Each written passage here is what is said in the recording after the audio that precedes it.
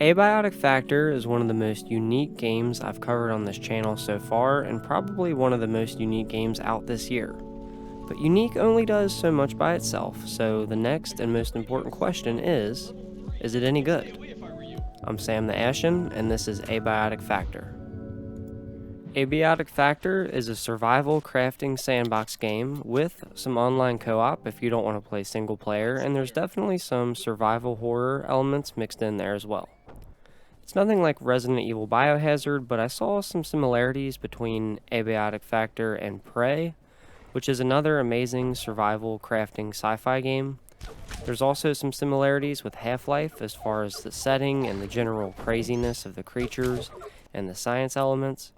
It has a bit over 6,000 reviews, sitting at overwhelmingly positive, so that's as high up as you can go, so pretty solid. To start with the elephant that's probably in the room, the graphics. I know that at first, my immediate thought was this game would probably be pretty sweet if it didn't look like a PlayStation 1 era game. And there's definitely something to be said for that, but after playing, I agree with, I guess, the other 6,000 people that don't mind the graphics or even like them.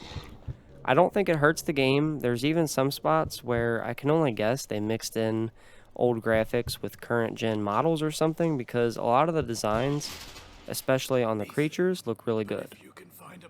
As far as performance goes, it's been pretty solid overall, which I did expect with the graphics being what they are. Probably not a ton of pressure on your PC. There's a lot of settings you can change, like the resolution scale, performance stuff to tweak, controls, world settings, like the resource respawn timers, enemies respawning, and different settings for them, just the general sandbox stuff. Just to mention, there has been a few parts where the game lagged a tiny bit when entering a new big area, but it's only for a second, nothing big. One of the shining stars here in this game is the setting. It's set in a secret research facility out in the desert that looks like it's just a little outpost, and then you find out it expands miles underground. Scientists are researching other worlds and other organisms that live there, and potential resources that we could get from those worlds. When you're getting brought in, you kind of get the impression that the whole operation here is still a bit of a work in progress, which is a little concerning when you are dealing with dangerous creatures from other worlds. And no surprise, shortly after that, boom, there's a breach and the whole thing is turned upside down, and you're left to figure things out for yourself. You're not quite the hero of this facility, you're just a little intern that has to keep yourself alive and maybe find some answers along the way. Easier said than done, because there are otherworldly creatures on the loose roaming the facility, along with security bots that apparently can't tell the difference between you and a rabid alien monster.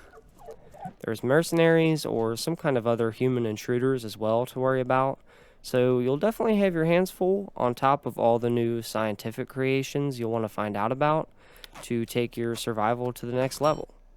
Overall, a great setup and setting for the game. The gameplay is another one of the big shining stars here. There's a lot of factors to mention. The first, and probably the best, is the exploration. While exploring the facility, there are a ton of different paths, and although some of them are locked off because there's some kind of key or battery you need, it's still up to you to go find it so you can further explore the facility. The world is really well connected, and some of the locked doors you find, you'll be able to loop back around to unlock them so that you have shortcuts back to your base. I always love when games do this well. It's one of the main things I love about Dark Souls, so it's nice to see it integrated into a totally different game. You'll find out pretty fast that you have to be pretty careful. You might turn a corner and there might be a spiky alien there waiting to ambush you. People might disagree, but I don't think it's cheap. It just makes you stay on your toes and not rush through the game. It definitely fits with the setting and the story. Another awesome part about the environment is all the interactable objects, whether it's a battery that needs to be refilled or connected, or a box that you can break for some useful materials, or a refrigerator that's unpowered and you need to find the outlet cord and connect it, a light switch that you can turn on to see better, a charging station to charge your flashlight, so many containers with useful loot. You might try to package them up, take them back to your base for storage. You might get lucky and be successful, or it might break down into components. It's a win-win either way. Crafting is a huge part of the game, and there's so many cool creations that actually make sense, at least a little bit, like computer components for an energy brick, or cloth for a cloth net, or a hose and wood for a bow, pins and rubber bands to make ammo for the crossbow, and so on. Each time you pick up a new item, you usually learn some new recipes that will aid you in your journey. Some cool ones I've seen so far are the landing cushion to help with fall damage, a grappling hook type thing that I haven't actually used yet, but obviously it'll be pretty cool, a shield made out of cafeteria trays and some other stuff, and then when you craft it and hold it, it actually looks like a tray shield. Also, when you unlock new recipes, you have to try to figure out which components will actually work for the recipe. For example, choosing the 4 correct ingredients out of like 7 options, and then after that it's unlocked for good. It's a neat feature that I actually enjoyed. It makes you more engaged in the recipes, but it is optional and you can turn it off in the accessibility for anyone who doesn't want it. The combat in this game is pretty unique. I don't really have any problems with it. The hitboxes are taking some getting used to. They could probably use a little bit of work, but nothing bad. The range combat feels pretty solid. It feels good to hit an enemy with a little crossbow bolt that you made yourself. I haven't had any cheap deaths or anything, so far at least. The game also encourages you to use your science to your advantage by making traps and stuff for tougher creatures, and these items can be pretty easily found around the facility, so it's all within your reach pretty early on. There's not a ton to say about the combat other than that, so rather than using combos and brute strength, it's better to use strategy and science, guns included, which makes sense with it being a scientist facility and everything. I've mostly played the game in single player so far, but when I did try it with a friend, there is a few things I realized. For one, the co-op works well, I didn't have any problems there. 2, and most importantly, having friends playing with you changes the feel of the game quite a bit. The survival horror elements that I mentioned earlier are kind of gone when you're playing with other people. Not necessarily in a bad way, it's just how it feels. When you're playing with a friend, it feels very much like a sci-fi adventure. You're excited to discover the new worlds that await you. When you're playing alone, it's still an adventure, but I feel much more cautious, like anything could jump out at me because I don't have anyone watching my back. I'm still excited to explore the new worlds, but I'm also very careful and make sure to only take what I need and not take too much to avoid risking losing all my stuff. So overall, playing in co-op changes the game and the feel of the world quite a bit, not necessarily in a bad way. And another important note, I would say that overall, with all this being said, the game is more fun with friends. I'm still having a great time in single player, but you can tell that a lot of the elements that I've already mentioned excel when you're playing with other people. Now for the smaller details, which, add up to be important. The voice acting is done pretty well overall in my opinion. Seems like there's some good emotion in people's voices.